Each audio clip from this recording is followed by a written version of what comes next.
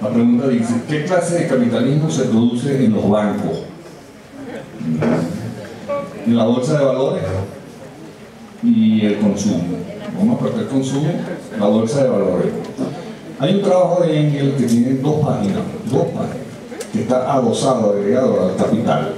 Se llama la bolsa. Porque Marx llega hasta 1865, cuando está instalada la bolsa y la bancocracia. Bolsa y bancocracia, dentro de los fenómenos de acumulación. Tanto la bolsa como la bancocracia, igual que lo que decía Rodolfo, hace desaparecer, nubla, nimba la relación de explotación esencial, es decir, la sustracción de la pluralidad.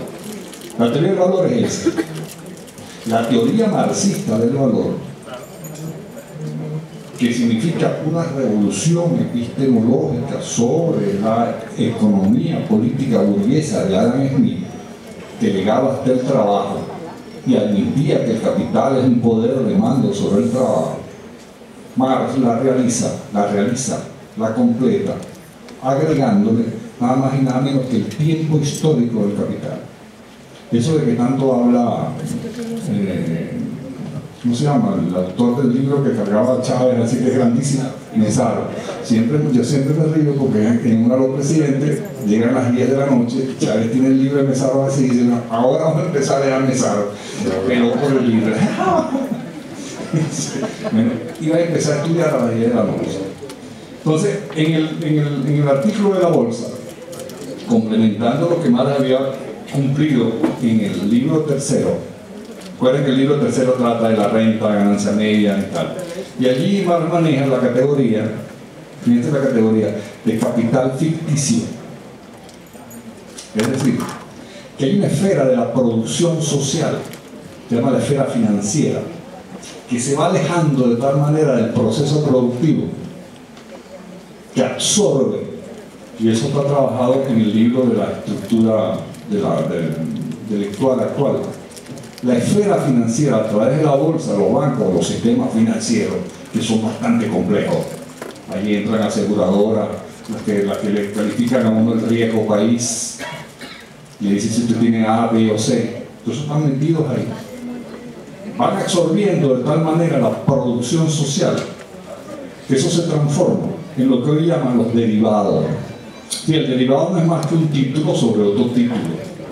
Un título, una titularización. Pues. Es decir, que toda empresa, incluyo General Motors, Chrysler, Toyota, o Toyota como dicen ellos, una vez que esa empresa se constituye por acciones, toda empresa se constituye por acciones. ¿Ustedes saben lo que ustedes necesitan para fundar un banco? ¿Ah? El 20% del capital. O sea, ustedes son, o nosotros somos, si vamos a fundar un banco, no lo voy a decir ustedes, una falta de respeto, ¿no? Me lo había asumido yo. Nosotros somos unos estafadores si fundamos un banco. Porque el gobierno, o sea, el Estado nos permite que 80 sobre 20 no se pague. Eso no es capital pagado de reserva. Es fácil fundar un banco, entonces, como decía la canción de él. Es fácil fundar un banco, tener un Mustang, decía, fácil fundar un banco. 20% nada. El Estado, haciéndole la concesión al banquero, establece que parte de ese capital debe estar en los fondos, en el Banco Central. Eso se llama encaje legal. Pero aquí protestan el encaje legal. Y muchos han ganado la pelea al Estado. Pérez Dupuy le ganó una pelea al Estado porque él se negó a meterle el 16% al encaje legal en el año 45 contra Medina, fue eso. Entonces aquí los banqueros han hecho lo que le da la gana. ¿Y por qué hacen lo que le da la gana? Porque se supone que usted, cuando funda un banco, usted es un intermediario. Pero cuando usted se dedica a hacer con esa intermediación otra cosa, ya usted está violando su propia ley. Pero entonces resulta que la esfera financiera, y este es el punto donde Engels avanza hasta 1895, al final les digo hasta dónde llega, avanza, es que la bolsa de valores ha absorbido la producción social, la tiene a su merced. O sea, la crisis de hoy es una crisis financiera.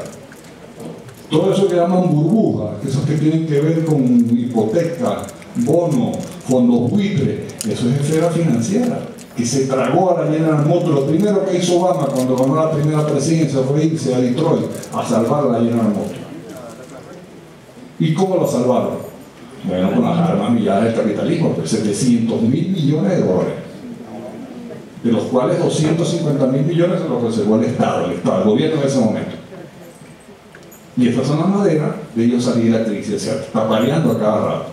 Entonces, estas esferas de la producción social alejada, que se llaman esferas financieras, llega un momento en que se colocan como un tsunami que todo lo afecta. Y por supuesto, eso es endeble, eso no tiene garantía. Ahora, ¿por qué no tiene garantía? Porque en 1971 se acabó Bretton Woods. Es decir, en plena guerra mundial, 40 países se reunieron en Estados Unidos y fundaron el Fondo Monetario. Cada país puso algo de su fondo. Bueno, Estados Unidos puso más, por lo tanto Estados Unidos tiene la presidencia.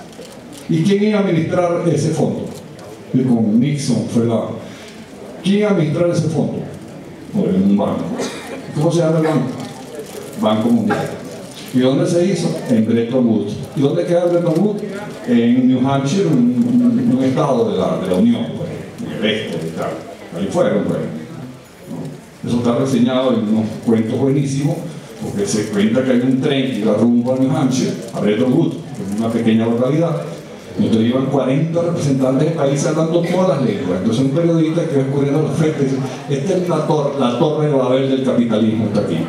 La torre de Babel. Todo el mundo hablaba portugués, francés, inglés. 40 países que fundaron el Fondo Monetario. Pero ese fondo se constituye sobre la base de lo que antes de los avisos de los bancos decían capital pagado y reservas. Eso no existe. Pero eso hace, desde hace mucho tiempo, en el caso de lo que yo estudio, que estudio siglo XIX, y lo que es la bancocracia inglesa, el Banco de Inglaterra, que es un banco privado, fue autorizado para fabricar billetes.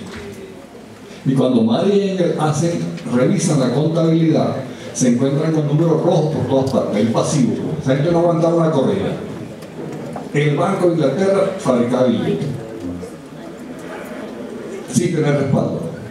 Pero en Venezuela, en un libro nuevo que estoy escribiendo ahora, que es la continuación de ese, por cierto, nos emiten unos borradores por ahí, que también lo ponemos a la obra, muchos de esos bancos, aquí en Venezuela, Banco de Maracaibo, Banco Caracas, el Banco de la Revolución Libertadora de Manuel Antonio Matos, Banco de Venezuela, el Banco Caracas, fabricaban billetes. Fabricaban billetes autorizados por el Estado. ¿Verdad? Esa esfera financiera fue creciendo, que eso es imparable al día de hoy, porque es incalculable. Es decir, si usted saca la cuenta de esos papeles, valores que están circulando en el mercado capitalista mundial, bueno, algunos dicen que son 500 billones, otros dicen que son 1.500 billones, y todos esos papeles los llaman papeles tóxicos. Bueno, China compró 4.000 millones de papeles tóxicos para hacerle un favor a Estados Unidos. 4.000 millones de papeles tóxicos. Pero China tiene garantizado nada más y nada menos que el abastecimiento de la cadena más grande de tiendas del mundo. Se llama Walmart. Funciona en China también. La Walmart, con artículos de primera, de segunda, de tercera, de cuarta y de quinta calidad. Se vende todo. Entonces, esta esfera financiera es la que domina hoy. Por eso la pregunta la considera importante, ¿verdad? Marx llegó hasta 1865 y en 1895, en el artículo de la bolsa, Engels señala que los hombres más ricos de Estados Unidos, nombra a un Kennedy, nombra a Vanderbilt, ahorita en la Universidad de Vanderbilt, se hizo rico con ferrocarril. Nombra a un personaje que llaman el caballero del petróleo, Rockefeller. Dice que no es ni petrolero ni caballero, dice, es un mamador de gallo peor que Rodolfo y que Marx, ¿no? y señala que en ese momento ya la bolsa de valores ha cubierto África. Un tal explorador que lo estudian en la historia africana como Cecil Rhodes. Cecil Rhodes le dio el nombre a Rhodesia. O sea, ese es un explorador que agarró y conquistó Nachunaland, Atalandia, todo el sur de lo que es Rhodesia, ¿verdad? Y se le entregó a la bolsa de valores. Y Engels termina con estas palabras el artículo ese: no está muy lejano el día en que los campos de Francia caigan en poder de la bolsa de valores. 10 años después, bueno, Engels murió, él escribió esto antes de morirse en el año 1895, pero 10 años después en Estados Unidos estalla una crisis en lo que se conoció como la estafa financiera de la bolsa de valores de Nueva York, llamado el NYSE, encabezada por estos señores. Pero se agregaba JP Morgan, Goldman Sachs, eso sale como en el 10, y los llamaron el Money Trust. Este nombre del Money Trust es un trozo de la moneda. Trozo de la moneda en una fase de adquisiciones, fusiones, grandes conglomerados. Este Money Trust se lo colocó un parlamentario gringo, que es el papá de Charles Lindbergh. El senador Lindbergh le colocó ese mote y fueron investigados. Y en el 10 la estafa fue más grande todavía. Y al fundador del grupo Morgan, que es el más grande ahorita, con Carlyle y el Bank of America, J. Pierpont, tengo ahí una cátedra pues, sobre eso. Bueno, eso me dio una gran tristeza porque lo investigaron y salió en la prensa y tal. Y entonces se murió el año siguiente, de tristeza, ¿no? Pero ya retirado. Que otra de las cosas que me gustaría agregar, porque así como hay la dialéctica tiene una huella histórica, pero también ejerce como la naturaleza la venganza cuando se portan mal con ella. Así como existe una separación del trabajador de su medio de producción, el capitalista también se va separando de los procesos de producción y deja encargado a la gerencia, directores, que son los que se ocupan del trabajo sucio o del trabajo diario. Ese es otro fenómeno. O sea que hay la separación también del gran capitalista.